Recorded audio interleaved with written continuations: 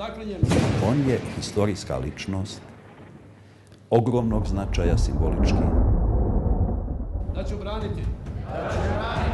Sefer jednom oštrom retorikom odbijao da ga nazivaju muslimanskim komandantom.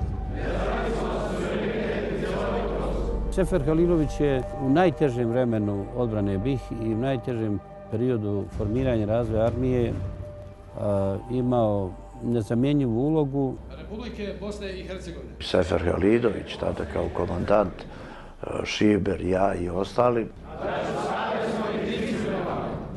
Izvršavati sve obaveze i dužnosti. Ako me pitate s kim sam imao više komunikacije, koje se više interesuo, to je bio Sefer Halilović. Pripadnika armije Republike Bosne i Hercegovine. Kad je Sefer Halilović regularnim odlukama postavljen za voditelja priprema odbrane Bosne i Hercegovine. Sefer Halilović je čovjek koji je pao s neba odozgo u vrijeme kada je najviše trebalo i uradio nešto što ne može nikako se zaobići. Da ću braniti. Mislim da je general odigrao svoju ulogu, sjajnu ulogu u obrani Bosne i Hercegovine. Smatram da su i međunarodni faktori vidjeli tu njegovu ulogu u oslobađanju Bosne i Hercegovine. Njenu slobodu i čast. Njenu slobodu i čast. I u toj borbi istrajati. I u toj borbi istrajati. Borimo se.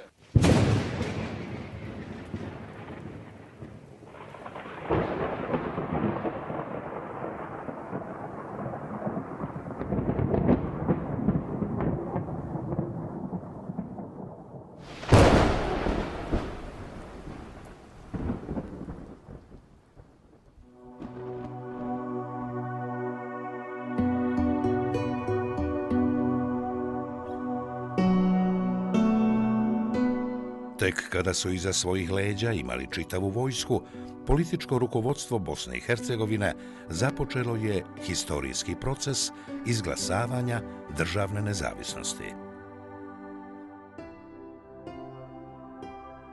29. februara i 1. marta 1992. godine organizovan je referendum.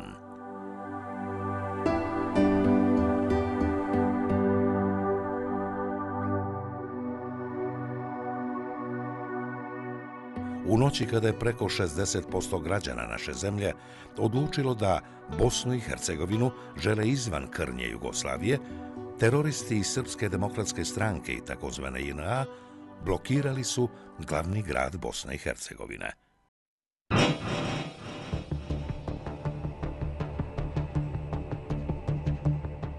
Rezultati referenduma našli su se u klopci.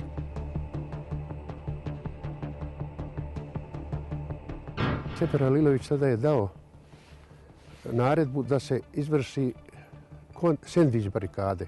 To nas je spasilo, jer oni su u to vrijeme htjeli da probaju, da vide, da izvrše probu svoju kako bi kasnije presjekli Sarajevo.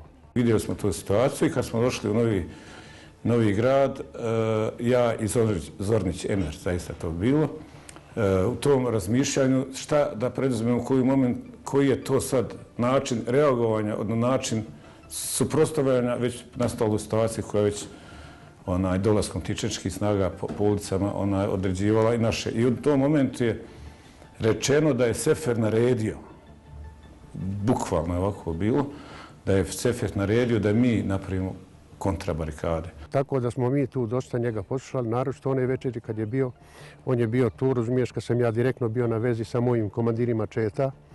I tada mi se javio Ali Izetbegović i rekao, molite Habibe, nemoj po cijeni života da niko ne napravi kakvu grešku, jer sad je ovo referendum prošao, mi moramo da po cijeni žrtava, da se ne bi napravilo. Meni je vrlo teško bilo i tada je Sefer rekao, sad ćemo kontrabarikade staviti i tako i bilo. Te noći stanovnici Sarajeva po prvi put će vidjeti na stotine pripadnika Patriotske lige kako za nekoliko sati teroriste iz SDS-a i takozvane JNA stavljaju u dvostruko okruženje.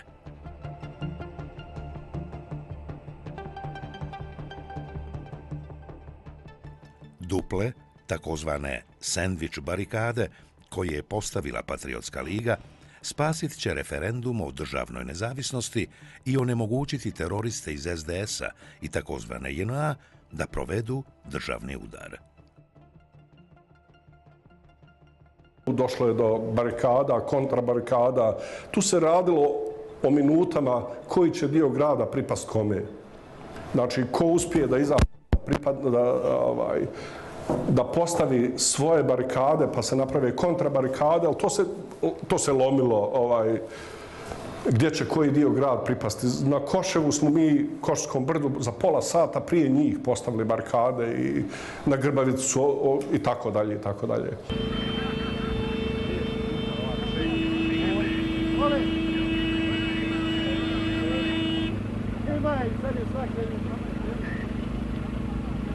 U glavnom gradu Bosne i Hercegovine legalna vlast međunarodno priznate države dozvolila je uvođenje takozvanih zajedničkih patrola, sastavljenih od domaće policije i već tada nelegalne JNA.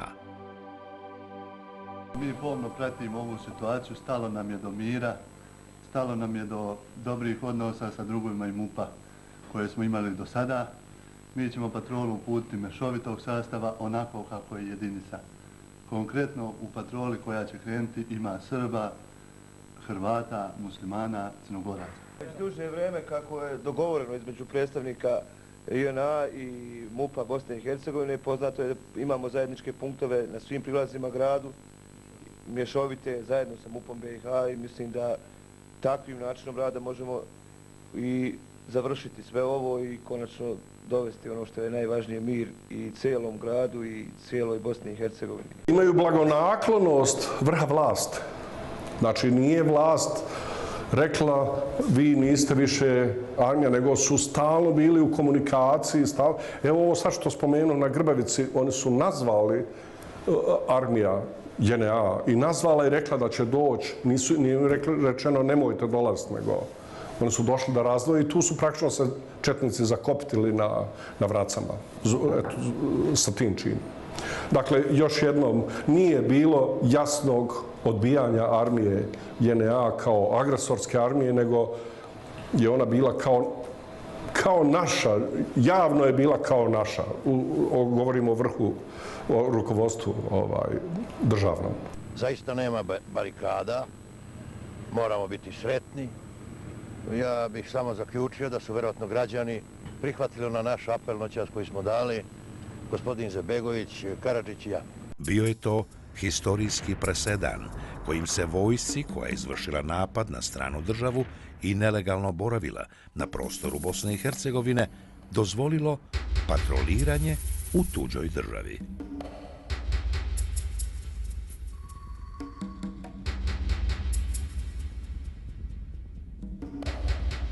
Taj prostor iskoristit će takozvana JNA da pod izgovorom smirivanja stanja zaposjednu ključne tačke širom Bosne i Hercegovine. Prvi na meti takozvane JNA našli su se gradovi uz graničnu rijeku Drinu, čim se osvajanjem uveliko olakšala srbijanska agresija na nezavisnu Bosnu i Hercegovinu. Bosansko-hercegovački narod ponovo je uspavan političkom porukom da rata možda i neće biti. Zašto ti ljudi u tom vremenu, znate, kada je već trajalo, kada nije bilo nikakve milosti prema tim ljudima, nisu dovoljno radili na konstituiranju obrane? Nisu radili dovoljno na konstituiranju obrane. Ta vrsta pasivnosti bi se mogla protumačiti da dobit ćemo nešto po nužnosti, po razvoju događaja na koje ne možemo utjecati, ali i to je dobro. To je suština razvoja nakon referenduma. Tad niko nije od Bošnjaka, od lidera rekao da, bit će rat. I tu je napravilo smutnju među ljudima koji su imali lovačko naoružanje, koji su možda i mogli da pruže otpor, oni su napravili smutnju zato što ljudi nisu im jednostavno rekli šta će. I onda malo je onih koji su bili odvažni da kaže, znam, a mene ne interesuje ni zakon, ni ovo, ni ono, ja branim svoju glavu, pa kad odbranim ono, ako budem zakona, bit će, ako ne bude, radije ću ići u zatvor nego da izgubim glavu. Jer mnogi ljudi su to tako kalkulisali i slušali šta će im neko od pretpostavljenih da kaže. Kako bi spriječio agresorsku strategiju i zaustavio tihi dolazak četničke vojske iz Srbije, komandant Patriotske lige Sefer Halilović naredit će miniranje mostova i tunela na Drini. Umjesto brze realizacije, Halilovićeva naredba upućena komandantima Patriotske lige aprila 1992. godine dobit će direktnu političku opstrukciju. Mi smo minirali u Dobrunu most koji je visok 40 metara, cijel dan se minirali taj tunel i najveće je došao sav u nevolji Sulejman Uranj, general i rahmetli Meho Karišik. Kažu sa mojim bratom, kažu da im je naredio Alija Izetbegović da će biti mir, da se razminiraju mostovi. Našao sam ja maltene nategao automat, da ja ne vjerujem nikome, da vjerujem svojim očima, da vidim šta se događa, ali mi nismo bili tad uvezati sa Seferom. Oni su iskoristili najvjerovatnije tu stvar što mi nismo bili informisani. Došlo je vrijeme da ne znamo maltene ni ko upravlja situacijom iz Sarajeva. Poslušaj me, nemoj ništa činiti do daljnjeg. Nemoj do daljnjeg. Da vidimo, hoće li general Kukanjac održati riječ. On je obećao da će obustaviti paljbu. Murate, sada je tebi general Kukanjac obećao da će narediti obustavu vatre i obustavu terora i obustavu klanja. Evo, pričekat ćemo, nemoj ništa činiti, Murate. Poslušaj me, nemoj ništa činiti za sada, ostani tu, vidjet ćemo hoće li general Kukanjac održati obećanje ili neće. Duže predsjedniče, ovo ću vas još sad poslušati i nikad više ako se prekrši ovo. Užički korpus, takozvane JNA, ušao je u istočnu Bosnu i omogućio teroristima iz SDS-a da stanovnike Višegrada, Foče, Rogatice i Bratunca pretvore u nebranjeni plijen agresorske vojske.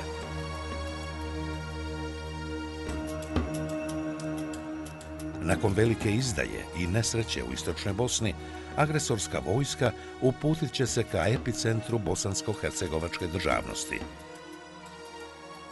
glavnom gradu Sarajevu.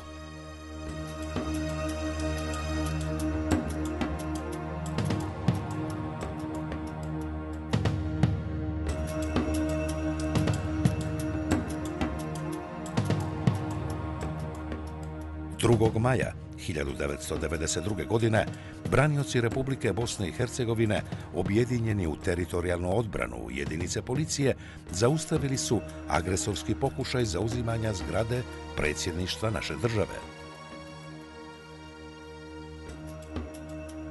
Plan je bio da izvođenje agresorskog napada izvana prati akcija državnog udara iznutra. Ranije u Bosni postojalo jedno političko jezgro kojem je bilo stalo da se očuva Bosna i Hercegovina u Jugoslaviji. Po toj opciji trebalo je smeniti Aliju Izetbegovića, Radovana Karadžića i Stjepana Kljujića, a na njihovo mesto da dođu Fikret Abdić, profesor Kecmanović od Srba i Josip Pejaković od Hrvata. Od mene je tražio Alija Delimustafić da ga vojska podrži u ovoj opciji. Toga dana Sefer Halilović oslobodio je Ejupa Ganića iz kućnog pritvora te blokirao ministra policije Aliju Delimustafića da za račun Fikreta Abdića zauzme zgradu državnog predsjedništva. Plan državnog udara koji su planirali takozvana JNA i KOS sa jedne, odnosno njihovi agenti ubačeni u dijelove policije i rukovodstvo Bosne i Hercegovine, sa druge strane, propao je.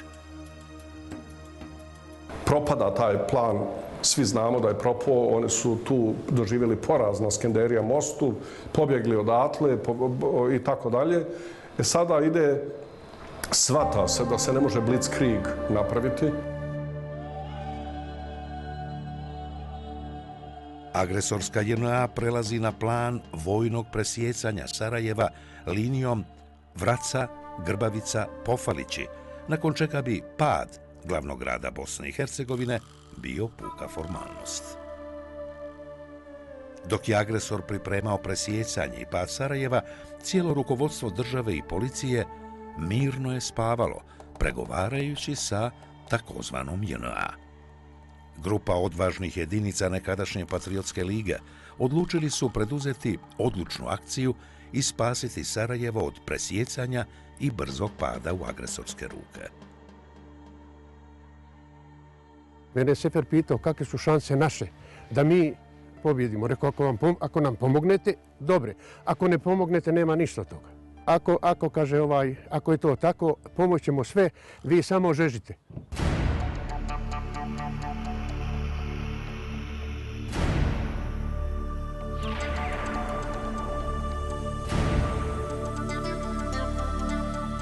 Alija Ismet je radio na pripremi Pofalčke bitke, ja sa mnom,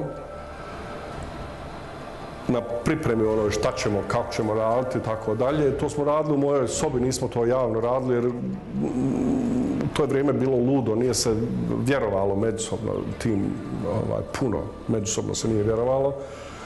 I onda sam ja iznio to rahmetli Talijanu da se napravi ta borba Pofalčka bitka, što je on odbio. I ja sam ponovo rekao, znaš, ali to je sve spremno, to je sve pripremljeno, on je ponovo, nemoj ništa sada oko toga. Ja se povučem i sad razmišljam šta i onda na kraju odlučim da odem do Sefera. I njemu dođem i kažem, on je bio tad načelnik, međutim ja nisam htio sa njim pričati u tom, da kažem, centru, operativnom centru, nego sam otišao u sobu sa njim, pozvao ga, otišli Salko, Idris i ja kod njega. I kažem, vidi, ima borba pripremljena, sve, objasnim mu situaciju, da će biti presječen grad, da je jednostavno dramatična situacija i da se mora nešto uraditi. I on me pita, dobro, koliko je ona pripremljena? Kažem, sve je spremno. Po tvojoj procjeni, koliko će biti to uspješno? Ja kažem, jedno 70 do 80% imamo šansu da napravimo to. Kaže on, oplete.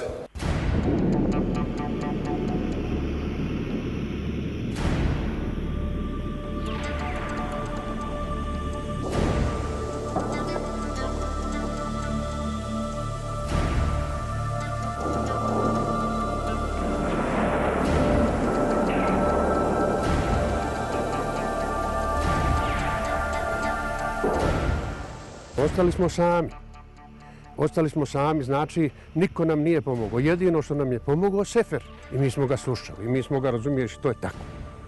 Ne možemo mi, razumiješ, izmišljati nešto. Taman da je ne znam ko, ja moram istinu reći.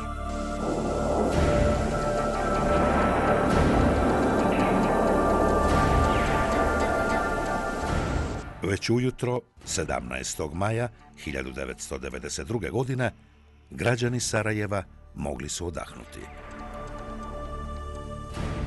Glavni grad nezavisne države, a samim tim i Bosna i Hercegovina, spašeni su od blitzkrieg pada u agresorske ruke. Tako je angažmanom Sefera Halilovića i njegovih saradnika od septembra 1991. godine do kraja maja 1992. godine Bosna i Hercegovina po prvi put u historiji sačuvana od pada u ruke osvajača. Pofalčka bitka, njegov klimoglav da se to može uraditi je opet. Jer zamisli situaciju da se nije uradila Pofalčka bitka. Stvari bi išle drugačije. Ja se bojim razmišljati kako bi išle, jer pa to 2 puta po 200 metara da se savlada. Shvatajući njegove zasluge, članovi predsjedništva Republike Bosne i Hercegovine će krajem maja 1992. godine imenovati Sefera Halilovića na čelo oružanih snaga naše države. Jedinice teritorijalne odbrane, Patriotske lige, Zelenih beretki i na desetine drugih naoružanih grupa trebalo je uključiti u jedinstven odbrambeni sistem Republike Bosne i Hercegovine. Ja energično odbijam da je to bila bilo kakva stranačka vojska i da bilo koja stranka s tim ima bilo kakve veze. To je jednostavno grupa patriota koja se stavila u službu da pomogne, da organizuje i da se pripremi za vođenje oružane borbe.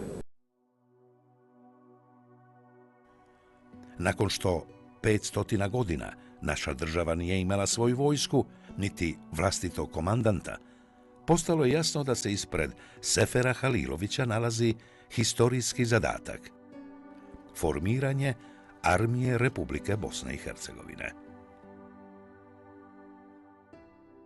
Međutim, Sefer Halilović je u najtežem vremenu odbrane BiH i u najtežem periodu formiranja razvoja armije imao nezamjenjivu ulogu i ja sam o tome dosta pisao, zato što sam napisao u knjizi te sadržaje, pa posebno taj njegov odnos prema ravnopravnosti naroda, prema poštovanju svih ljudi. Dakle, on je jedna pozitivna ličnost. Ja sam u šali znao reći da je on jedna velika partizančina. So the Bosnian army played an essential role in safeguarding the people of Bosnia and Herzegovina, particularly Bosniaks from genocide.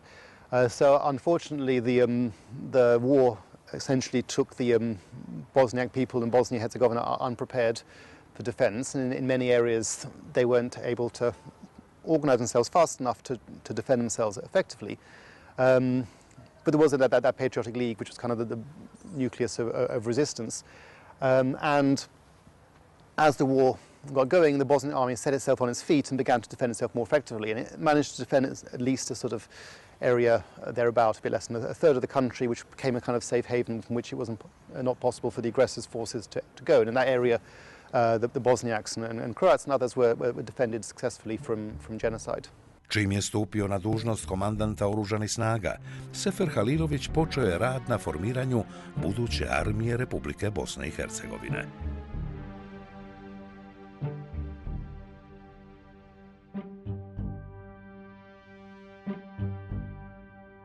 Uvođenje ratnog stanja, proglašenje opšte mobilizacije, formiranje brigada i korpusa, vojnih sudova i štabova, te na kraju same armije, bili su prijedlozi koje je napisao Sefer Halilović.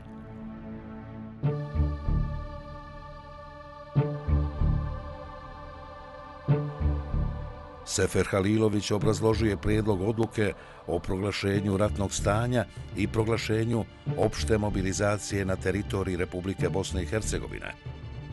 Smatra da se treba usvojiti i platforma predsjedništva da bi borci znali za kakvu se državu bore. Možda tih prvih 15 dana juna, kad smo mi već od početka juna sjeli u predsjedništvo, svoje kabinete, svakog drugog ili trećeg dana je do mene dolazio general Sefer Halilović. On je bio tad već načelnik štaba armije Republike Bosne i Hercegovine sa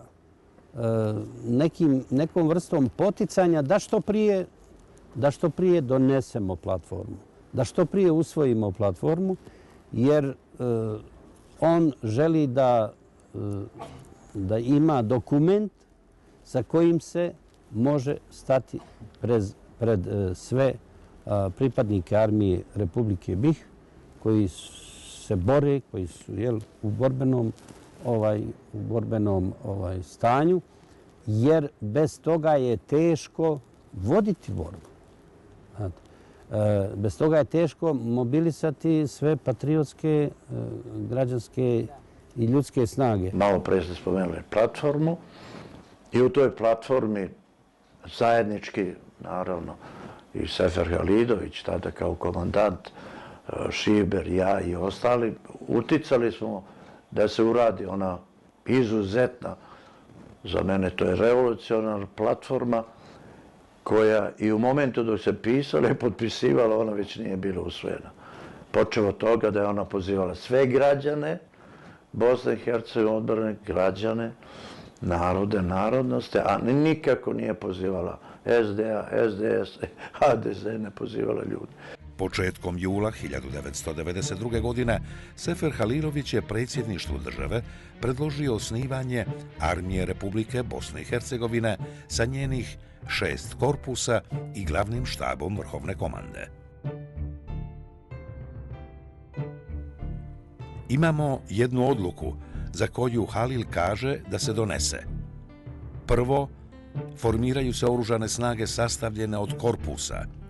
Prvi i drugi korpus u regiji Sarajeva i Goražda, treći u regiji Mostara i Livna, četvrti korpus u regiji Zenice i Doboja, peti korpus u regiji Tuzle i šesti u Bihaću i Banja Luci.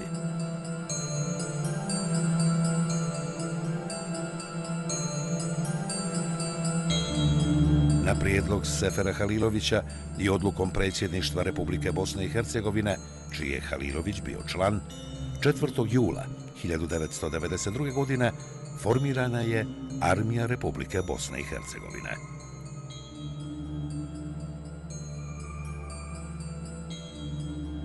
Kao njen osnivač i prvi komandant, Sefer Halilović je toga dana prošao kroz vrata historije.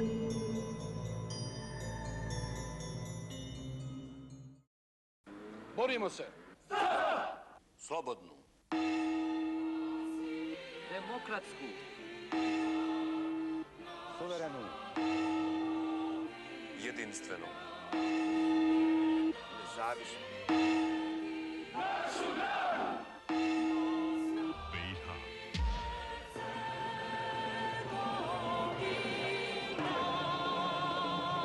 Sefer Halilović kao, znači, prvi komandant te vojske.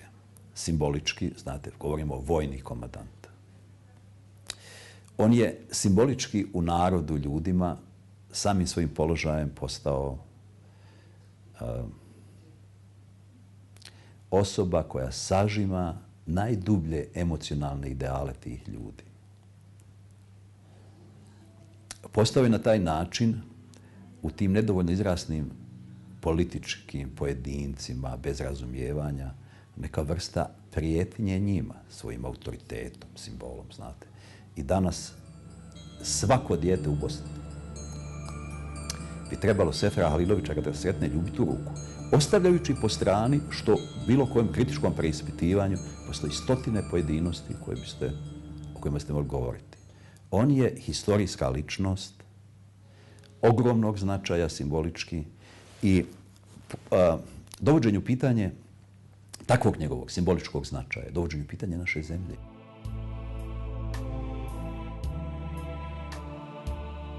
Ja samo znam da 4-5 puta sam bio kod Sefera. Svaki put sam, predamno je bio jedan razuman čovjek koji ne blefira, ne oslanja se na bajke, nego na stvarnost. I uvijek sam govorio da me zaprepastilo da je jedna stvorila jednog takvog oficira.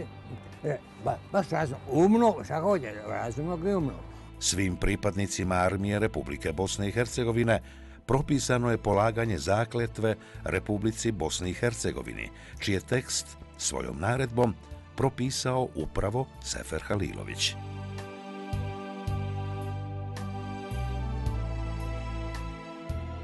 Mladi vojnici, ovim činom vi stajete u stroj slavnih branilaca Zvorničke kule, Sarajeva, Goražda, Kalesije, Tuzle, Čapljine, Mostara, Bosanskog Broda, Turbeta, Jajca i mnogih drugih znanih i neznanih mjesta. Uvjeren sam da ćete dostojno pronositi slavu Armije Republike Bosne i Hercegovine i biti ponos svih njenih građana.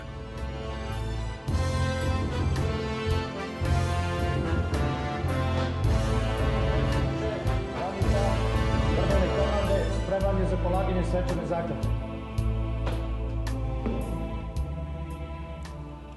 Ja. Zaklinjem se. Da ću braniti. Nezavisnost, suverenitet i cjelovitost. Republike Bosne i Hercegovine. Ovo je bio vrhunac, on se negdje avgusta i ima jedan fini snimak, ima na televiziji, to je fino snimljeno. To je bilo finale onoga do čega, na čemu insistirao, da kažem da je insistirao i komandant Sefer Halilović, ali do tada je bilo jedna živa aktivnost da se prvo napiše zakletva, odnosno svečana obaveza. To je bitno da su postavljeni pravila odnosa zakletve građana, pripadnika armije Bosne i Hercegovine. Nismo se delili da pripadaš stranci, religiju, nego kao pripadnika armije Bosne i Hercegovine, armije građana, naroda i narodnosti. Da ću braniti njenu slobodu i čast. Pored brojnosti i visokog morala, posebna dodatna snaga armije Republike Bosne i Hercegovine bio je njen istinski multietnički sastav.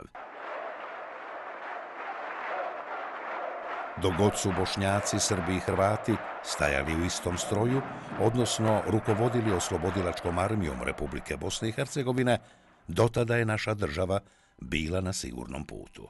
Vi svojim ponašanjem, ukupnim i radom, morate da pokažete primjer svima drugima. Vi morate služiti za primjer svim pripadnicima armije Republike Bosne i Hercegovine. I davao mi je primjere jedne brigade u kojem je bilo Hrvata i Srba i ostalih 20%. To je rekordno, ali to je bilo, nigde nije bilo ispod 5, pa 10, 15, sve mi je to davao. Armija se formirala posebno u gradskim središtima na prostoru Bosne i Hercegovine, kao što je Sarajevo, kao što je Zenica, kao što je Tuzla, kao što je Bihać, Travnik. U mnogim od tih tada formiranim jedinicama imali su značajno učešće hrvatsko stanovništvo, srpsko stanovništvo i pripadnici ostali koji su sebe tako nazivali, jer u to doba je toga bilo mnogo. Dakle, na tom početku formiranja armije i njenog djelovanja multietnično se kretala, evo da se sad podsjetim, recimo jedinice u Sarajevu, u dijelu Novog Sarajeva pa Novog Grada imale su negdje između 18-20% učešće srpskog i hrvatskog stanovništva. Danas je svima poznato da su u odbranu Bosne i Hercegovine i njenu armiju uključeni građani ove zemlje bez obzira na nacionalnu i vjersku pripadnost. Od ilegalnih ili spontano nastalih skupina branitelja zemlje i boraca protiv zla nastala je armija Bosne i Hercegovine, moćan sastavni dio njenih oružanih snaga. Multietnička, prava bosansko-hercegovačka armija od trenutka nastanka pa sve do momenta do kada je zaista i postojala, nizala je same uspjehe na bojnom polju. Iako više razoružana nego naoružana, više gola nego obučena, takva armija napravit će historijski podvig. Po prvi put u njenoj historiji Bosna i Hercegovina i njen glavni grad Sarajevo neće pasti u ruke osvajača. Odbranjena je država Bosna i Hercegovina i očuvan je politički i nacionalni subjektivitet bosanskih muslimana. Pobjede postignute u Goraždu, Mostaru, Trnovu, Gradačcu, Doboju, Maglaju, Žepi, Bihaću, Brčkom, a posebno odbrana grada Sarajeva i slobodne teritorije Srebrenice, koji svojim herojskim otporom i geografskim položajem na najbolji mogući način simbolizuju herojsku borbu i položaj Bosne i Hercegovine, su bile moguće protiv 20-struko naoružanog neprijatelja samo zahvaljujući volji i odlučnosti bosanskog naroda i bosanskih građana.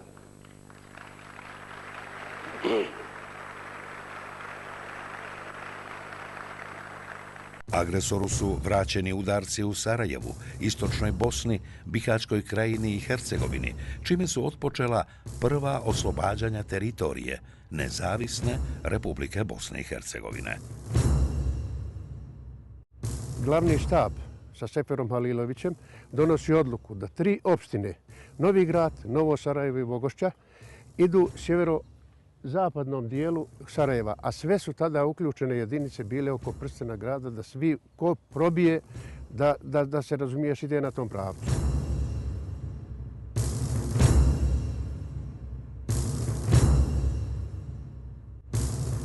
Znači, prije toga, onog pokušaja Enverovog zarobljavanja, tih četnika specijalaca, Sefer Halilović je nenajavljeno došao gori, svi su, znači, se rastrčali, nije imao ko predat raport. Ipak, komandant, načelnik glavnog štaba armije dolazi, tada je bio načelnik, to u prevodu sada komandant. Znači, dolazi gori čovjek, dolazi nekoliko pratioca, normalan čovjek, dolazi. Tad sam ga upoznao drugi put. Prije toga sam ga upoznao u Patriotskoj listi dok smo bili. Znači čovjek koji je jedan od najzaslužnijih i Alija Izetbegović. Znači ja ta dva čovjeka cijenim i danas danle. Znači da nije njih bilo, mi ne bi muslimani imali šta tražiti u Bosni i Hercegovini. Znači nestalo bi nas. Kao što se je urađeno Srebrenica, Foča, znači komplet istočna Bosna. Tu sam čovjek predao raport, čak nisam ni znao kako se predaje raport, ali eto, sjećam se iz bivše armije, pa sam tako uspio i znam da je bio pozdrav ovako. Borimo se! Slobodnu, demokratsku,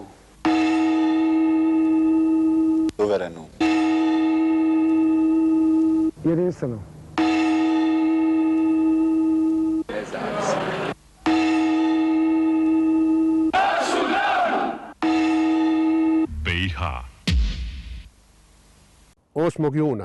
8. juna prošlo je, trebalo da idemo dalje.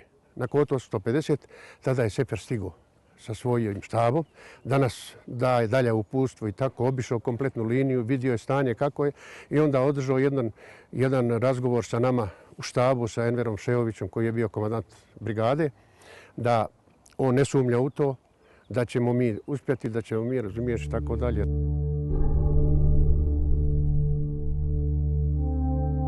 Mi smo sad u završnoj fazi kad stvaramo korpuse. Prema tome, dva segmenta su nam još vrlo značajni. Organizacijski dio je u završnoj fazi. Organi za moral naći, pod hitno moraju naći svoje mjesto i organi bezbjednosti moraju funkcionisati efikasnije i brže zbog pete kolone, izdaje, psihološko propagandnog rata i svega onoga što nas prati. To su još dva terčna zadatka, mi ćemo ovdje dana imati još jedan savjetovanje s njima, da taj segment uvežemo, da ušarafimo i onda smo taj organizacijski dio posla završili. Ja se zbilja među vama osjećam vrlo prijatno zato što, eto, od Habiba sam i počeo, kod njega sam i počeo.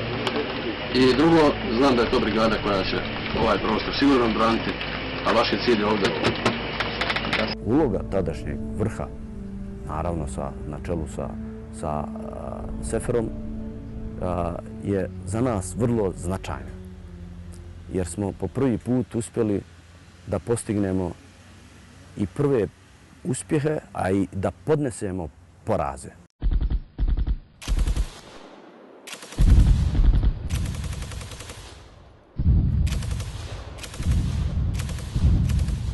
A i počeli smo dobijati prve bitke. Žuč je vođena pod komandom generala Sefera.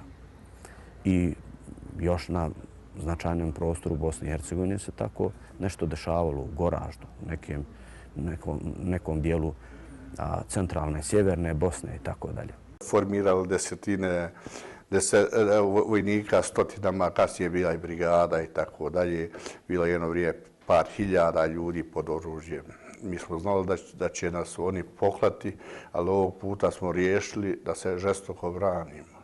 I ja mislim da smo uz pomoć našeg vrhovnog komandanta, u stvari tada je bio načelnik štaba Sefera Halilovića uz njegovu instrukciju, uz instrukciju Patriotske lige Bosne i Hercegovine. Ovaj put, prvi put u povijesti borili se za bosansku zastavu, za bosanski narod, za državu Bosne i Hercegovine. Ono što je karakteristično za taj period to je da su svakodnevno izvođena borbena dejstva i borbene aktivnosti i taj prostor se stalno širio. Znači, taj prostor se stalno širio, tako da smo mi negdje prije prve one velike četničke ofanzive u martu mjesecu 90 i kraj marta 93. godine imali prostor koji je daleko veći nego što je danas prostor Bosansko-Podrinjskog kantona. Negdje preko 600 i nešto kilometara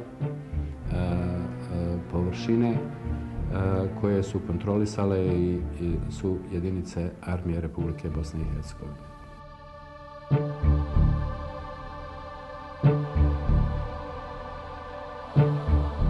Dakle, mi stvaramo armiju bez šablona.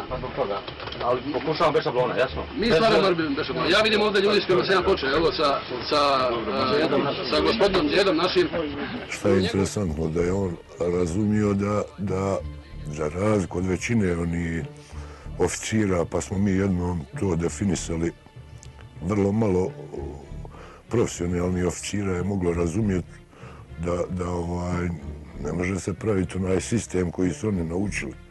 Znači, pa mi nekad kad kažemo razlika između ovih narodnih komandanata i profesionalni, jel? Oni su pravili jedini sistem koji znaju, a mi smo pravili jedini mogući.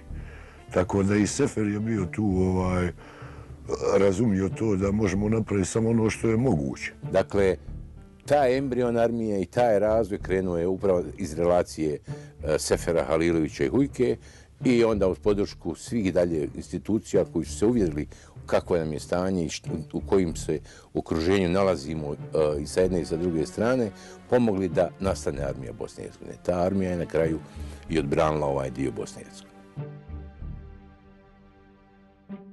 Nakon što su formirane armijske brigade i operativne grupe, krajem augusta i septembra 1992. godine, Sefer Halilović naredit će formiranje 5 armijskih korpusa.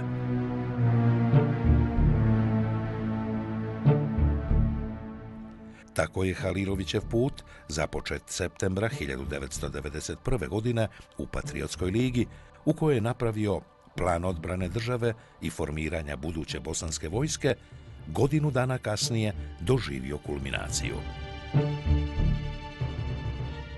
Armija države Bosne i Hercegovine iznikla iz Patriotske lige i narasla je na 5 korpusa. Ona je izraz narodne volje da Bosna i Hercegovina preživi nacističke napade i razaranja. Ona nije nastala po akademskim i pravničkim zamislima. Ona je prije svega oblikovana volja naroda koji se okupio oko svog političkog, državnog i vojnog vojstva, jasno raspoznajući istinske prijatelje i vjerodostojne branitelje svoje države. Paralelno sa ustrojem i stalnim širenjem multietničke vojske, Sefer Halilović je za kraj 1992. godine naredio još jednu oslobodilačku operaciju Armije Republike Bosne i Hercegovine.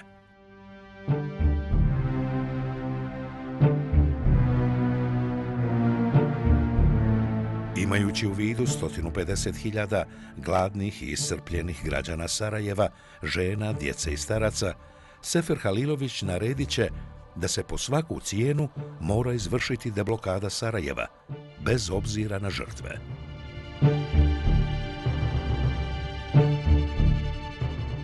Po najvećoj hladnoći i snijegu, kada agresorski vojnici nisu očekivali nikakav napad, u zoru početkom decembra 1992. godine Armija Republike Bosne i Hercegovine udarila je najjače.